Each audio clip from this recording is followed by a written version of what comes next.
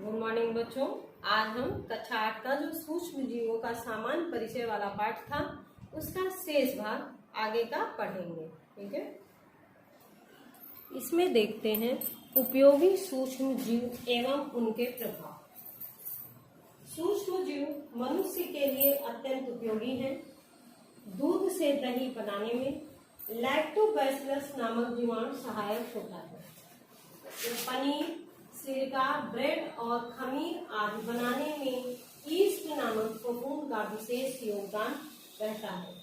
इसके अतिरिक्त भी और अनेक उपयोग हैं जिन्हें हम आगे पढ़ते हैं, जैसे प्रतिजैविक दवाएं या एंटीबायोटिक्स। एंटीबायोटिक्स में प्रतिजैविक दवाएं वे दवाएं हैं जो रोग फैलाने वाले जीवाणुओं के प्रतिरोध में प्रयुक्त होती हैं। शरीर में पहुंचते ही रोगाणुओं को नष्ट कर देती हैं। प्रतिजैविक दवाएं जैसे पेनिसिलिन, फफूंद से स्ट्रेप्टोमाइसिन, जीवाणु से तथा क्लोरेलिन शैवाल से। क्लोरेला नामक एक आपने शैवाल पढ़ा था जिसके बारे में बताया गया था कि इसी से क्लोरेलिन नामक एंटीबायोटिक्स दवा तैयार होती है। अगला आता है नाइट्रोजन स्थिरीकरण। नाइट्रोजन स्थिरीकरण दलहनी वाली जो होती है, पूरी दलहनी वाली पौधों की जड़ों में गांठें पाई जाती हैं। इन गांठों में राइजोबियम नामक जीवाणु पाया जाता है। ये बैक्टीरिया वायुमंडल की मुक्त नाइट्रोजन को नाइट्रेट में बदल देता है और अर्थात नाइट्रोजन स्थिरीकरण ये करता है। इसके अतिरिक्त जैसे एजोक्टोबैक्टर स्वतंत्र रूप से मिट्टी में रहता है और नाइट्रोजन स्थिरीकरण की क्रिया करता है। साइनोबैक्टीरिया में नास्टा, एनाबिना, साइटोनिया ये जो है ये सब धान के खेतों में जैव उर्वरक के रूप में कार्य करते हैं। नेक्स्ट आता है सूक्ष्म जीवों द्वारा कार्बनिक पदार्थों का अपघटन। ये शब्द से ही आपको पता चल रहा है कुछ सूक्ष्म जीव जो होते हैं जंतुओं के मृत शरीर पर पाए जाते हैं और मृत शरीर को ही ये धीरे धीरे जो जटिल कार्बनिक पदार्थ होता है उसे सरल अकार्बनिक पदार्थों में अपघटित कर देते हैं।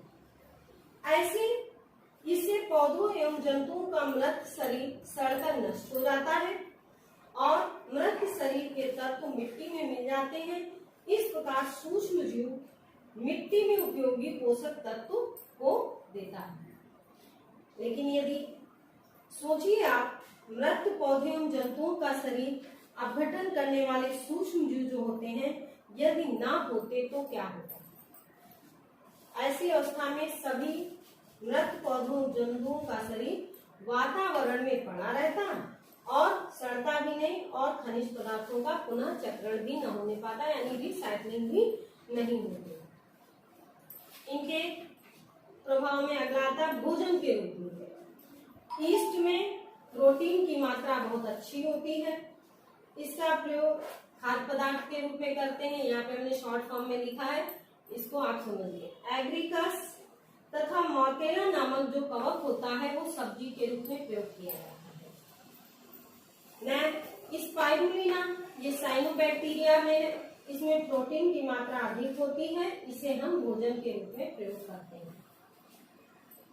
उद्योग धंधों में इसमें अनेक प्रकार के उत्पादों को तैयार करने में इसका प्रयोग किया जाता है, जिसमें ईस्ट का उपयोग ब्रेड उद्योग में, जीवाणुओं का उपयोग दुग्ध उद्योग, सिरका उद्योग, चाय उद्योग, चमड़ा उद्योग, तंबाकू उद्योग आदि उद्योगों में किया जाता है। ये तो हो गए उपयोगी सूक्ष्म जीव और उनके प्रभाव। नेक्स्ट हेडिंग है हानिकारक सूक्ष्म जीवों के प्रभाव। तो हानिकारक मनुष्य, जंतुओं तथा पेड़ पौधों में ये अनेक रोग उत्पन्न करते हैं, जिन्हें हमने यहाँ पर आपको अलग अलग करके दिखाया है। जंतुओं में कौन सा रोग होता है, पौधों में कौन सा होता है और मनुष्यों में कौन सा किसके कारण होता है। तो जीवाणुओं के द्वारा मनुष्य में टीबी रोग, हैजा रोग, निमोनिया रोग, टाइफाइड रोग। दाद रोग जो होता है वो ट्राइकोफाइटन तथा माइक्रोस्पोरम नामक कवक के द्वारा मनुष्य में फैलता है। अब अनेक रोग देखिए, यहाँ पर जंतुओं में भेड़ का एंथ्रेक्स रोग जो आपकी किताब में दिया गया है उसके बारे में, वो बैसिलस एंथ्रेसिस नामक बैक्टीरिया के द्वारा फैलता है। पौधों में नींबू का कैंकर रोग जैंथोमोनास सिट्राई बैक्टीरिया के द्वारा फैलता है। आलू का पछेता रोग फाइटोप्थेरा कवक के द्वारा फैलता है। अब कुछ और है, जैसे जो खाद्य पदार्थों को हमारे नष्ट करते हैं उसमें क्लास्ट्रीडियम बोtulinum बैक्टीरिया जो होता है खाद्य पदार्थ को विषैला बना देता है। अगला पॉलीपोरस कवक जो होता है वो लकड़ी को खराब कर देता है, जैसे थोड़ी सी नम लकड़ी पाता है उसमें ये उग कर उस लकड़ी को नुकसान पहुंचा देता है। नेक्स्ट हेडिंग आपकी है सूक्ष्म जीवों के प्रभाव से बचाव। सूक्ष्म जीवों के प्रभाव से कई तरीके से हम लोग बचते हैं या बचाने की कोशिश करते हैं, जिसमें सभी सामग्रियों को उचित संग्रह तथा संरक्षण से सूक्ष्म जीवों द्वारा होने वाली हानि को रोक सकते हैं। जैसे हमारे दैनिक जीवन में वस्तुओं को नष्ट करते हैं सूक्ष्म जीव, डबल रोटी, पुस्तक, चमड़े की वस्तुएं, खाद्य सामग्री द्वारा समाप्त हो जाती हैं। उनके लिए हम फैब्रिक तथा चमड़े के सामानों को क्या करते हैं, उसमें टैनिंग करके या पॉलिश करके रख देते हैं, तो उतनी जल्दी सूक्ष्म जीव द्वारा खराब नहीं होते। टिम्बर यानी लकड़ी को पेंट कर दें, दीमक लगने से बचाने के लिए उसमें प्रोटीन भर दी जाती है या गैमेक्सिन का छिड़काव किया जाता है। भोजन को बचाने के लिए फ्रिज का उपयोग आजकल करते हैं। कुछ भोज्य पदार्थों को उबाल कर रख लेते हैं। पुस्तकों तथा वस्त्रों आदि को समय समय पर सूर्य का प्रकाश भी दिखाते रहें तो नहीं खराब होती, या नेफ्थालीन की गोलियां रख दीजिए। अचार को नमक या चीनी के द्वारा, सॉस या चटनी को एसिटिक अम्ल के द्वारा, जैम, जेली, शरबत आदि को सोडियम बेंजोनेट या सोडियम मेटाबाइट सल्फाइड के द्वारा सुरक्षित किया जाता है। यहाँ तक तो आपने पढ़ लिया सूक्ष्म जीव, उनके जो लाभदायक प्रभाव थे। अब हम उनके हानिकारक प्रभाव भी पढ़े। अगला आपको पढ़ना है सूक्ष्म जीवों द्वारा होने वाली बीमारियां। सूक्ष्म जीवों द्वारा होने वाली बीमारियों की तालिका आप इसमें ध्यान से देखिए। इसमें आपको पूरी बीमारियों के बारे में बताया गया है। सूक्ष्म जीवों द्वारा होने वाली बीमारियां, इसमें आप ध्यान दीजिए। रोग उत्पन्न करने वाले सूक्ष्म जीव रोगाणु कहलाते हैं। मनुष्य में सांस द्वारा, पेयजल द्वारा, भोजन द्वारा ये सूक्ष्म जीव हमारे शरीर में प्रवेश करते हैं। संक्रमित व्यक्ति या जानवरों में सीधे संपर्क से आने पर भी रोग का संचरण होता है। तो संक्रमणीय रोग जो होते हैं, जो एक दूसरे से छुआछूत से फैलते हैं, उन्हें संक्रामक रोग कहते हैं। सर्दी, जुकाम, क्षय, कोरोना आदि ये होते हैं। और जो रोग होते हैं, बीमारियां होती हैं, उनकी एक तालिका आपको इसी वीडियो में मिल गई होगी। तो उसके बाद कुछ रोगों का विवरण हम बता रहे हैं। जैसे इसमें है डेंगू रोग के बारे में। डेंगू रोग क्या है? डेंगू रोग एक विषाणु से फैलने वाला रोग है और ये जो है डेंगू एडिस एजिप्टी यानी टाइगर मच्छर के काटने से हमारे शरीर में पहुंचता है। इसमें टाइगर मच्छर जो होता है वो वाहक का कार्य करता है और ये मच्छर दिन में काटता है। डेंगू रोग से पीड़ित व्यक्ति में तेज बुखार, सिर दर्द, आंखों के पीछे दर्द और शरीर पर चकत्ते निकल आते। इसमें आप देखिए एकदम शॉर्ट फॉर्म में आपको एरो के द्वारा हमने समझाया है।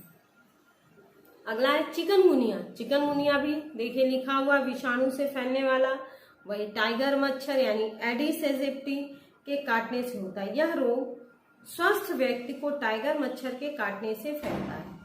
व्यक्ति में तीव्र बुखार, जोड़ों में दर्द, कभी कभी जोड़ों में सूजन भी आ जाती है। ऐसे व्यक्ति को आराम और डॉक्टर की सलाह अवश्य लेना चाहिए। नेक्स्ट रोग आपके इसमें बताया गया है मलेरिया। मलेरिया प्रोटोजोआ में पाए जाने वाला जो सूक्ष्म जीव होता है उसके द्वारा, प्लाज्मोडियम के द्वारा फैलता है। लेकिन इस रोग का जो वाहक है वो मादा एनाफिलिस नामक मच्छर है।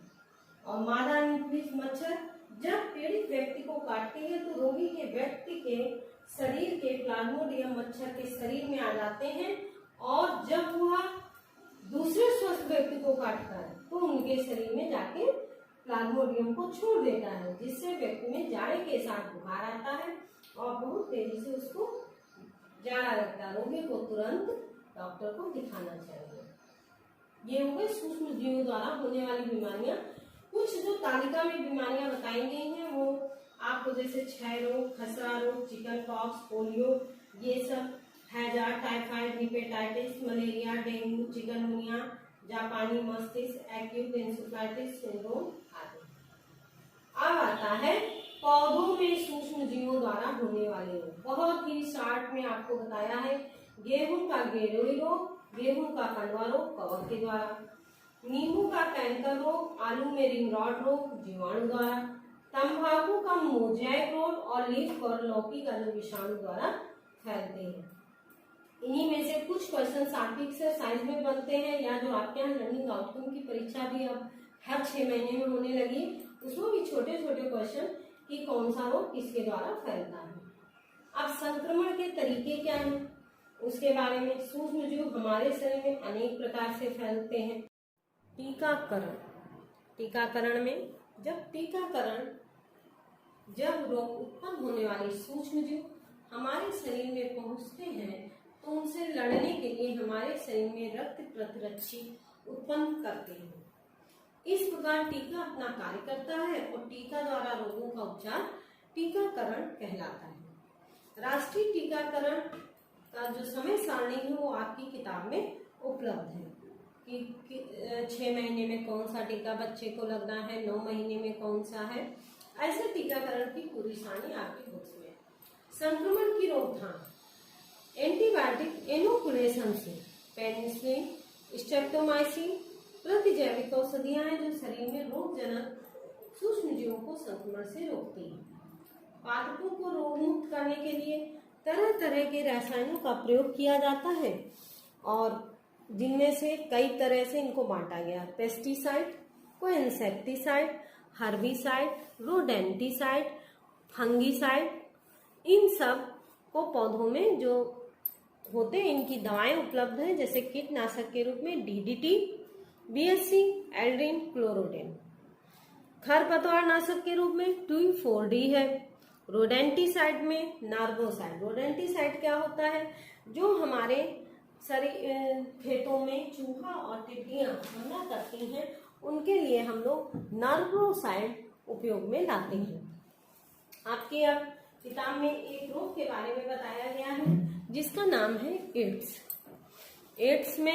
एड्स का फुल फॉर्म दिया गया है एक्वायर्ड इम्यूनोडेफिशिएंसी सिंड्रोम।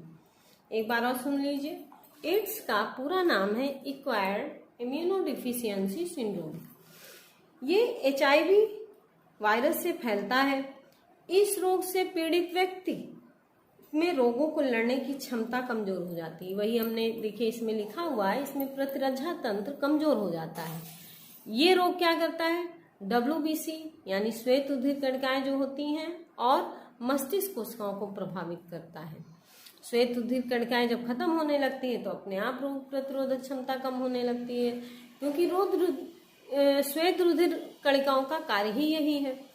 इसे रेड रिबन द्वारा व्यक्त किया जाता है। निशान देखिए आपके ब्लैक बोर्ड में बना हुआ है, इसे रेड रिबन द्वारा व्यक्त किया जाता है। लक्षण इसके हैं, HIV नामक जो व्यक्ति है HIV पॉजिटिव होता है, वो भूख न लगना, वजन में कमी, ज्वर, त्वचा पर दाग, थकावट, रोगों से लड़ने की क्षमता कमी आ जाती है। ऐसे जो ज्यादा इस रोग से पीड़ित व्यक्ति हो जाते हैं उनमें निमोनिया तथा त्वचा कैंसर भी दिखाई देता है। एड्स के कारण तथा उनके रोकथाम, कई तरीकों से ये वायरस हमारे शरीर में पहुंच जाता है, जैसे असुरक्षित यौन संबंध, रक्ताधान, रेजर ब्लेड इंजेक्शन।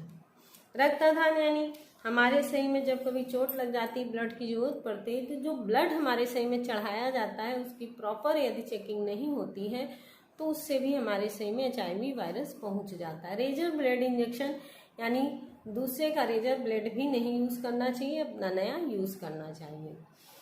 बचने के उपाय, इंजेक्शन लगाने से पूर्व विसंक्रमित साफ नई सुई का प्रयोग करें। ब्लड चढ़ाने से पहले रक्त की जांच भली भांति करा लें। नशीली दवाओं के इंजेक्शन नहीं लेनी चाहिए। रेजर और ब्लेड का प्रयोग सावधानी पूर्वक करना चाहिए।